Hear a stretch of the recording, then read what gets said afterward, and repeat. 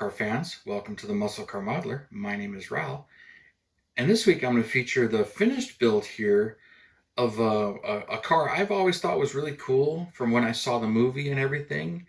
And this car is pretty much famous from the movie, but it had a life of its own before then. This, of course, is the Dodge Turbo Interceptor M4S car. But the funny part is when I was reading and researching this, because I really started to dig more into this car, I liked the car. I always thought it was cool, loved it in the movie, and um, it just always fascinated me. It was just such an interesting car and an interesting shape. But I really didn't know much about the car for a long time. And over the years, I had read bits and pieces of it, knowing that Chrysler designed the car, did some of the building of the car, but not a lot of it. A lot of it was actually subcontracted out, and it actually predates the movie by a number of years. And it was a PPG Pace Car for a year, but it was actually commissioned by PPG, and it was not really a concept car, but it was a full-on exercise car. And they knew that PPG wanted a pace car. They wanted something different. There were some discussions going on, and this thing was developed. So Chrysler helped develop it, or mostly develop it, and it was commissioned by PPG. So they paid for it. And understand, this thing had a hefty price tag, like 1.5 million is what I'd read. I don't know if that was the entire program cost for building the car, developing it, and operating it for a year, because there's a lot of stuff that's one-off and unusual to this car. But even the name, I was reading on things. I know it is a Turbo Interceptor. Many of you do. I guess Dodge never called it that. It was always the M4S, which stood for mid-engine four-cylinder sport. That's what they were calling it. And they knew they were going to really go for it. And PPG wanted a car that could do 200 miles an hour as a pace car. And so that's what this thing was developed to do. And as crazy as it sounds, they did it from a 2.2 liter four cylinder. And Chrysler had 2.2 liter four cylinders, but this is a special one. It is not, it is and it's not. Crawsworth pretty much built the motor, but yes and no, because I really ran into a fascinating article from Joe Papas on Allpar, where they interviewed him, and it talked about the full-on development of the car. And I'll put a link to that in the video description so you can read that article if you're really a fan of the car, because it really talks about how PPG wanted it. Chief designer Bob Ackerman, he poured his heart and soul into it, and really wanted this thing to be fully functional, not just an exercise car, and show what the future can hold for four cylinders, because four cylinders really just were coming on, and it was just an economical motor. And this thing, out of its 2.2, they did a bunch of stuff. So it did start off as a Chrysler 2.2 block. They were doing turbo four cylinders at the time, single turbos. But this thing, it has a Crawsworth head on it.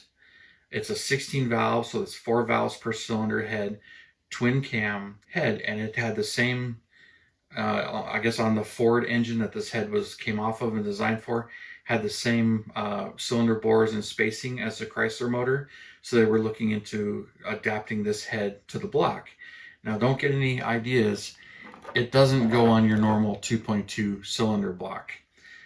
Chrysler or Mopar, they actually realized that none of the bolt holes line up, and they actually cast a special run of special blocks with some extra reinforcing, and cast it with no head bolt holes in it at all, so they can drill and tap head bolts for this head to bolt onto it. And they cast a number of them and picked the best ones and machined from there. They also used a special Molex, I think, billet crank in it, and pistons that were they designed, but where Crawsworth cast the pistons. So very special pistons, cam. So this is a very special motor. So it is related, the block is, but Cosworth top end on it. And then they put some twin turbos on it, Garrett turbochargers, 2 of them. And this thing was making 440 horsepower and 440 foot-pounds of torque. And they could tweak the pressure up a little bit more, a little bit less, and get some more out of it. But that was their horsepower goal, and they decided to stick with that. So 2.2 liters, 440 horsepower. This thing was a rocket. It also had a 5-speed manual transmission, specially built for this thing.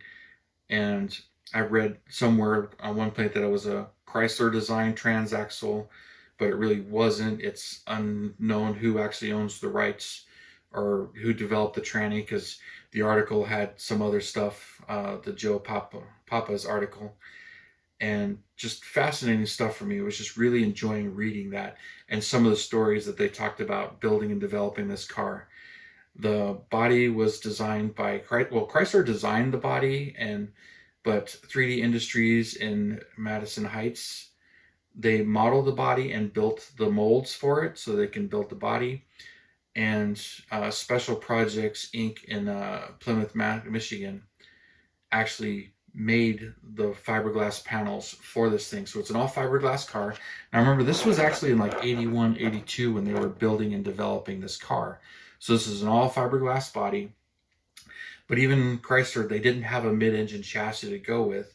And Hoffman Engineering out of California had built a special chassis to do a mid-engined Fiero. And remember, in 81, 82, the Fiero was fairly new.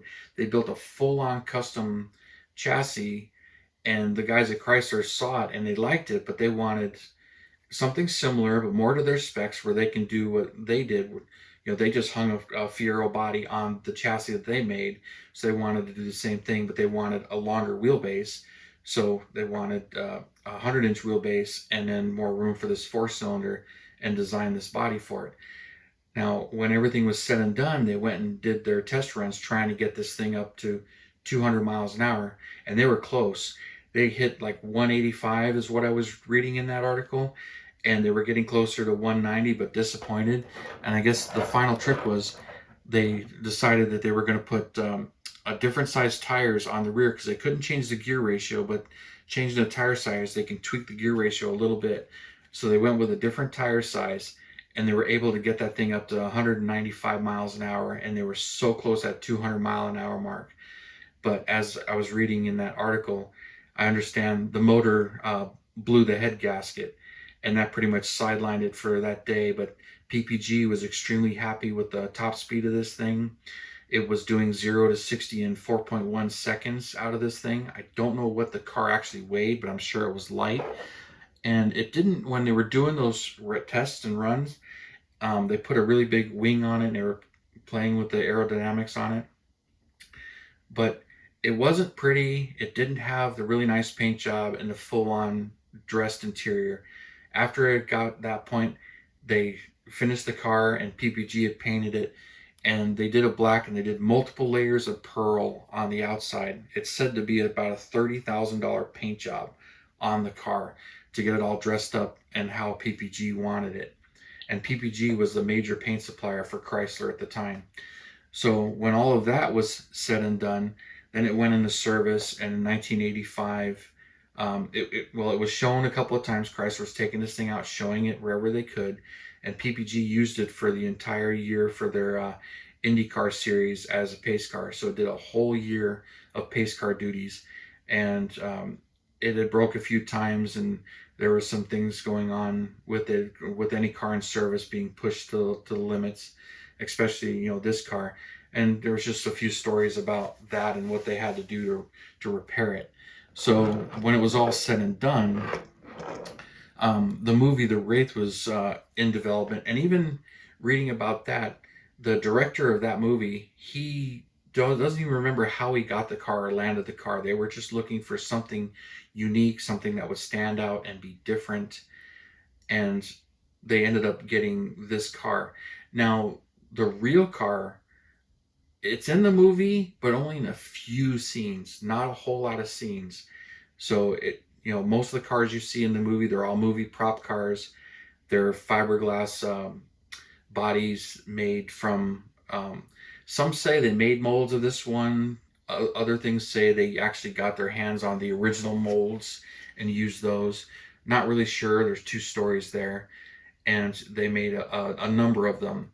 And some of the stories is on the set, the guys driving this car, the stuntmen, they had no idea how potent and how fast this car actually was, and it shocked them, and almost you know, there's stories about almost killing a stuntman. Well, unfortunately, in the movie, there really was a stuntman who died in an accident. Didn't really get into the details of that, but the movie was filmed in Tucson, and a lot of the racing scenes were actually real, some somewhat sped up, but the scenes were actually filmed in real, because in 85, 86, the movie came out in 86, wasn't a whole lot of CG. So um, movies did poorly at the box office, but got a huge following later on with the VCR and rentals at the time. And that's pretty much how I saw it. Was I didn't see it in the theater. I was too young. I saw it years later. Seeing the uh, VHS copy, and I thought this thing was really cool. And always wanted to do a model of it. Never really seen one. And I found this one online. It's 3D printed from Star Factory Models on Etsy website, ETSY. I'll put a link to that in the video description below. But if you guys have been following along, this was two chunks of 3D printed body that I had to glue both halves together and put some of the stuff on and get that done. And the wheels are 3D printed. I did find out that the real car was running 16s on it, which even in 82, 83 is really rare to see 16s on it. Not too many cars were doing that at the time, but again, this was like a no holds barred, I guess. And and then some of these parts are separate parts. This was a separate part, so a couple of separate parts. You can see this scene there. Then the wheels. Then it had its own taillight lens right there, and then also it had some covers that went over here that were 3D printed. They were real frosty. Those headlights I used were actually from the Buick Grand National kit, and I shaved them down to fit in there. And I've done a ton of body work to this thing. I mean, it's kind of a project that was 9 months of priming, sanding, throw it in a box, don't touch it for a month. And so back and forth. So I had lost some motivation on it and got back to it. But the paint job came awesome. The car was actually like a root beer brown, but in the movie it's kind of hard to see because they didn't do the same paint job that PPG did. They were not spending $30,000 on paint jobs for cars they were blowing up. What I ended up using was this old Testors right here, manganese brown metallic. This is another bottle that I found, and unfortunately it was after I had painted and cleared this car. So there's my empty bottle and my new bottle. But I love this color. Of course, it's no longer produced. I painted the whole top of it black, put the gold pinstripe on it there, which that's in paint also, and just got some cleaning to do. Painted the wheels gold. The wheels are solid resin. There's no rubber on it. Axles, and this was the frosted taillight lens. I sprayed it with stoplight black, and you can see it was hard to get the paint and bodywork in there and the clear in there. So there's multiple layers of clear on this, and lots of work, and I got fingerprints all over it, of course, but that's me touching this thing. But loving the way this thing came out. I'm super happy with it. But as far as my first real 3D printed model, it was definitely a rough building, real rough printing, and I did a ton of work and a ton of sanding on this thing. But it's got to be passion and labor of love, because this was pretty expensive, getting it from Spain and shipped in. So you really have to be a fan of this. And since then, I'd seen a resin one up on eBay lately that's different and seems to be lower price point. So might check that one out. I don't really have a review of that one, but I'm super excited about this one being done, and the way it's looking on my shelf, even though There's no engine, there's no interior, and I would have loved to have built that twin turbo 4-cylinder motor and had that in there, even though in the movie they CG a completely different engine in it. Which if that's a cool shot that they show you there. Love the way that how this one came out and everything. And it was quite a challenge, but it was all pretty much bodywork, nothing really else to do to it. And getting the wheels to lay down and fit. I had to thin them a little bit to get them to tuck into the sides, but just loving it. And another thing, I believe it says it's 1/24 scale. I don't think this is 1/24 scale. I think it's more like 1/23, maybe 1/22, because this car is a little bit smaller than the Corvette in the movie. I mean, they're real similar, and you can see it's a narrower car than the Corvette. But when I put this against my Corvettes, it's bigger. It's almost the same size as that 1/24 Chevelle. And of course, these wheels look like they're 18s, but the real car they're 16s. So it definitely looks like the car is actually bigger than it really is. But I'm super happy about it and just love the way it came out. But I'd like to hear your comments and thoughts on it, especially the research. Some of the research reading on the actual car really kept me going on this thing. I'd read more about some of the details and specs on it, and I got super excited. But that's probably enough rambling on about this particular one, even though there really isn't much to show you. It's just a brick of plastic here with no real details. But I'm just super excited to show you the finished product on this one. So thanks for tuning in and subscribing and all your comments. I really appreciate it. You guys, you have a wonderful weekend, and I will see you next Saturday.